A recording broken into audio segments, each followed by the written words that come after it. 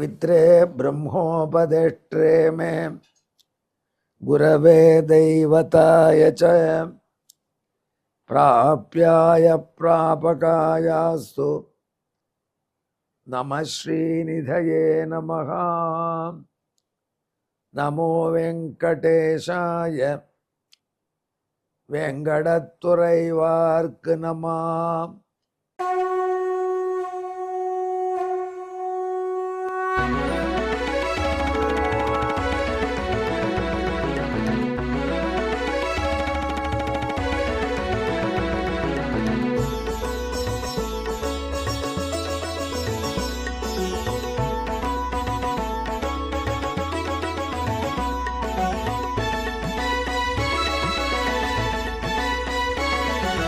सहस्रनामं सहस्रनामं श्रीवेंकटेश सहस्रनामं सहस्रनामं सहस्रनामं श्रीवेंकटेश सहस्रनामं।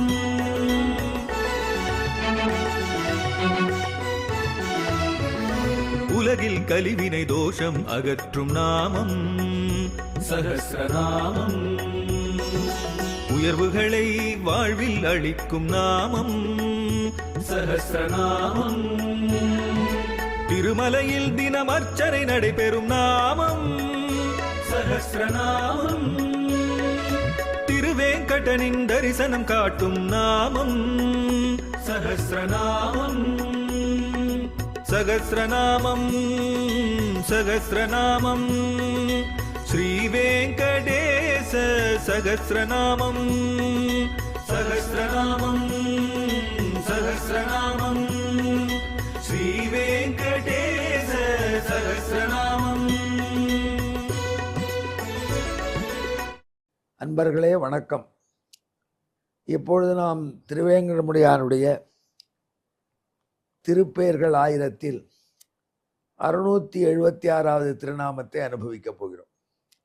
இது சமீபகன் என்ற திருநாமம்.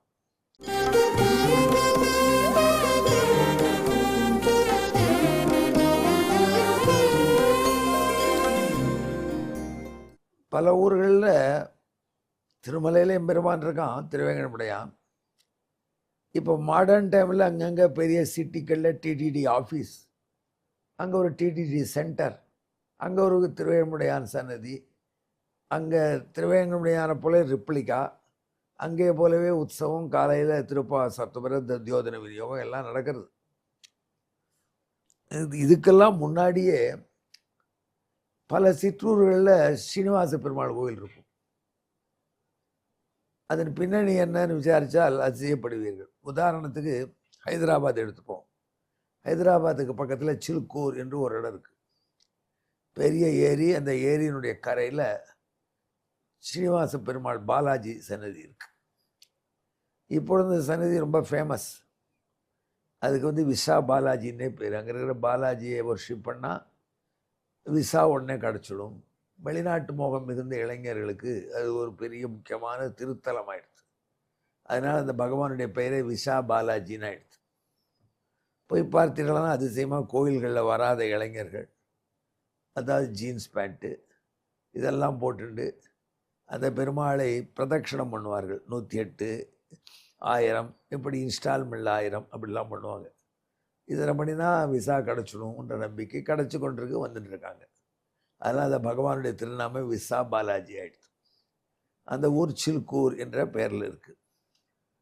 அந்த சீனிவாச பெருமாள் அங்கே எப்படி எழுந்தருளினார் அதற்கு ஒரு வரலாறு சொல்கிறாங்க. அந்த ஊரில் ஒரு பக்தர் இருந்தார். அவர் வருஷம் திருமலைக்கு போவார். சில்கூருங்கிறது ஹைதராபாத் பக்கத்தில் தெலுங்கானாவில் இருக்குது, தற்காலத்து தெலுங்கானாவில். அங்கிருந்து அந்த காலத்தில் மாட்டு வண்டியோ நடையோ செய்து அவர் திருமலை அடிவாரத்துக்கு திருமலை ஏறி திருமலையப்பனை வழிபட்டு தன்னுடைய காணிக்கைகளை செலுத்தி சில்கூர் போவார்.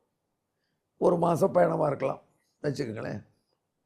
வயசாக இந்த நெடிய பயணத்தை அவரால் மேற்கொள்ள முடியலை. அதனால் போன வருஷம் போயிட்டார், இந்த வருஷம் போக முடியாதுன்ற தவிப்பு வந்துடுச்சு.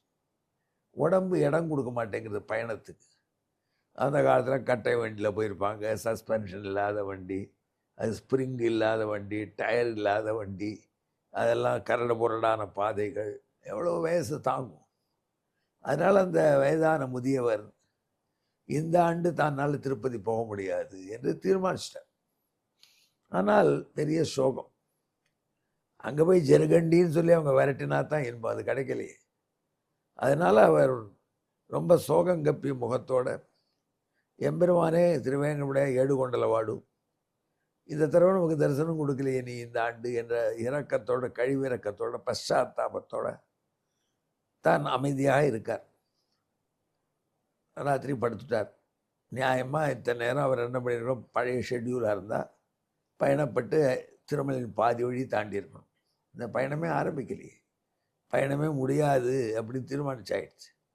அதனால் இந்த தடவை திருமலை யாத்திரை இல்லை. இந்த தடவை இல்லைன்னு இனிமே இல்லை. ஏன்னா அடுத்த ஆண்டு இன்னும் களைப்பார், இன்னும் முதுமை வந்துடும்.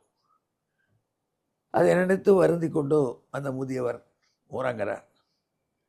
நள்ளிரவு ஆயிடுத்து. விடியற்காலை பின்னிரவு நேரம் தொடங்கித்து.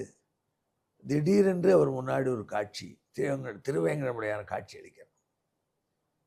எதிர்ப்பா, நீ என்னை தேடி வர முடியலன்னு கஷ்டப்படாத, நான் உன் பக்கத்திலேயே இருக்கேன் அப்படின்னு திருவேங்கடமுடையான் கனவுல சொல்கிறான். விடியற்காலை கனவு.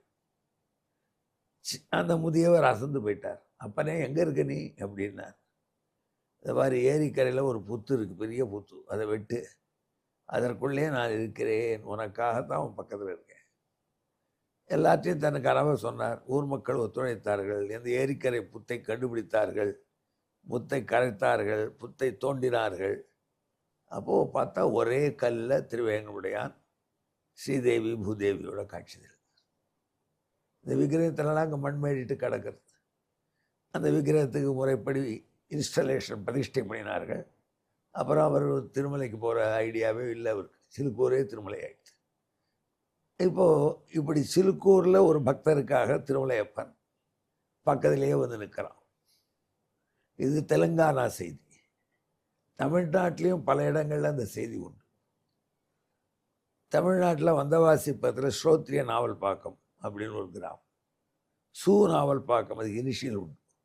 ஏன்னா இன்னொரு நாவல்பாக்கம் இருக்குது, இது ஸ்ரோத்ரிய நாவல்பாக்கம். ஸ்ரோத்ரியம்னா அங்கெல்லாம் அந்தணர்கள், வேதம் படித்தவர்கள் இருந்தாங்க, அவங்களுக்கு தானமாக கொடுக்கப்பட்ட ஏனாம் நிலங்கள். அந்த ஊரே அப்படி. அங்கே வேதம் படித்தவர்கள் ஜாஸ்தி. சதுர்வேத சதக்கிருத்துன்னு அந்த ஊரில் அவர்களுக்கு பட்டமே வந்துடுத்து. அவங்க உத்தரவங்க கூடத்தில் 4 வேதமும் அத்தியனம் பண்ணி 100 வேள்வி பண்ணினவர். அதில் சதுர்வேத சதக்கிருது என்று பட்டம். அப்படிப்பட்டவர்கள் குலம் அங்கே இருக்குது. அதிலே ஒரு முதியவர் ஆண்டுதோறும் திருமலை போயிட்டு வருவார். ஆண்டுதோறும் திருமலை போயிட்டவருக்கு அவருக்கும் வந்துடுத்து. எது? முதுமை. வராமல் இருக்குமா? எது வரதோ வரலையோ மனிதர்களுக்கு முதுமை வராமல் இருக்குமா? அந்த முதுமையில் அவர் கஷ்டப்படுறார். திருமலைக்கு யாத்திரை போக இயலாது. திருமலைக்கு யாத்திரை போக இயலவில்லையேன்னு கஷ்டப்பட்டார். அவர் கனவுல எம்பெருமான் தோன்றினான். எவ்வளோ கஷ்டப்பட்டு வர்ற, இங்கேயே ஒரு கோயிலை கட்டு நான் வந்து விடுறேன். அதனால் எல்லாத்தையும் அந்த கனவை சொன்னார். உடனே ஏற்பாடு செய்தார்கள். நாவல் பக்கத்தில் ஒரு கோயிலை கட்டினார்கள். திருமலையப்பன் எப்படி வைகானச பட்டர்களாலே ஆராதனை பண்ணப்படுறானோ அந்த மாதிரி இந்த கோயில் வைகானச பட்டர்களுக்கே ஆராதனமாகக்கூடிய கோயிலாக்கினார்கள்.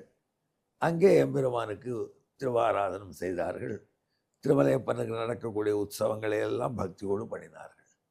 ஆக இது நாவல்பாக்கம் கிராமத்தில் பகவான் பக்தர்களுக்கு அண்மையிலே இருக்கான். எப்படி பல ஸ்ரீனிவாசர் கோயில்கள் உண்டு. திருநெல்வேலி மாவட்டம் போனீங்கன்னா அங்கே கூட உண்டு. அங்கெல்லாம் பக்தர்களுக்கு பக்கத்தில் இருந்து பகவான், நான் இங்கே தான் இருக்கேன், ஏன் திருமலை போகிறேன்னு சொல்லி காட்சி தரான். ஆக இதிலிருந்து என்ன தெரிகிறது? எம்பெருமான் திருமலையப்பன் தன் அடியவர்களுக்கு அண்மையிலே இருப்பவன். நாம் அதை உணர்ந்து அவனை பிரார்த்தித்தால் நாம் இருக்கும் இடத்துல அவன் வந்து நிறுவான். அப்படித்தான் இந்த திருத்தலங்கள் வந்திருக்கின்றன. ஆகினால் எம்பெருமானுக்கு அண்மையில் இருப்பவன் சமீபகன் என்று திறனான். இதற்கு பின்னணியான ஸ்லோகத்தை கேளுங்க.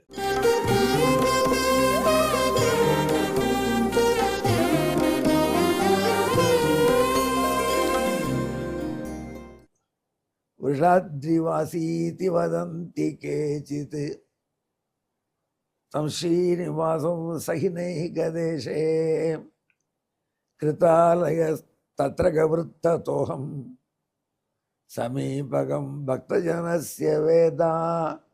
பல ஸ்தல புராணங்களிலே சொல்லுகின்ற வரலாறை பார்க்கும் பொழுது பகவான் ஒன்றை வலியுறுத்தி இருக்கிறான். அன்பர்களே, நீங்கள் 7 மலை ஏறி வர வேண்டாம், நான் உங்கள் பக்கத்திலேயே இருக்கேன். இதைத்தான் இந்த சமீபகா என்கிற 676வது திருநாமம் நமக்கு காட்டி கொடுக்கிறது. இதற்கு பின்னணியான பாசுரத்தை கேளு. ஒவ்வொரு ஊரிலும் ஓரிரு வேங்கடநாதன் கோவில், சிலுக்கூர், நாவல்பாக்கம் என்று இப்படியே உன் அருகே உள்ளேன் என்றே உரைத்து ஏழுமலை வாழ் எம்பெருமான் தான் காணீர். அருகே உள்ள சமீபகனாமே. அதனால் அந்த எம்பெருமான்கிற பக்தி வச்சுட்டா அவன் உங்களுக்கு தொலைதூரம் இல்லை, அண்மையிலே இருப்பான். உங்கள் நைபராக இருப்பான், உங்கள் பிரதிவேசியாக இருப்பான், எதிர் வீட்டுக்காரனாக இருப்பான். பிரதிவேஷோ சி சமாபாகி என்று வேதத்தில் என் நைபரே என்று பகவானை கூப்பிடுகிறது வேறும். என் நைபர்னா அந்த கிராமத்தில் உள்ளவர்களுக்கு நைபராக பகவான் அவர் கோயில் கொண்டுட்டான். அதை வேதம் உணர்த்துகின்ற மந்திரம், அதை நமக்கு நன்கு விளக்கி காட்டி கொடுக்கின்ற திருநாமம். எங்கே திருவேங்கடமுடியானை தியானம் பண்ணி கொண்டு என்னுடன் இணைந்து ஜெபியுங்கள். சமீபகாய நமஹா. நன்றி, வணக்கம். நமோ வெங்கடேசாய வெங்கடத்துறைவார்க்கு நமோ.